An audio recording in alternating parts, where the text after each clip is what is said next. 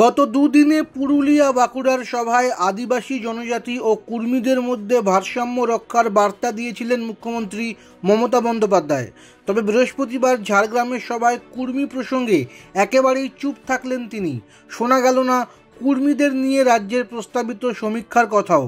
অথচ আদিবাসীদের প্রসঙ্গ ফিরে ফিরে এলো মুখ্যমন্ত্রীর বক্তব্যে। এদিন মুখ্যমন্ত্রীর সরকারি সভায় ডাক পেয়েছিল বিভিন্ন জনজাতি সামাজিক সংগঠন, সাঁওতাল, মুন্ডা ও ভূমিজ সামাজিক সংগঠনের 6 জন প্রতিনিধি মঞ্চের দ্বিতীয় সারিতে বসেছিলেন। তবে কুর্মী সামাজিক সংগঠনের কেউ আমন্ত্রণ পাননি।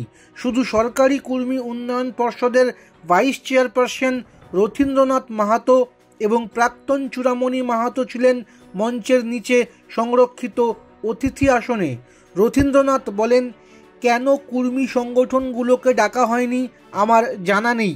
আর চূড়ামণি বলছেন, এটা প্রশাসনিক বিষয়, যেখানে আসন দিয়েছে বসেছি।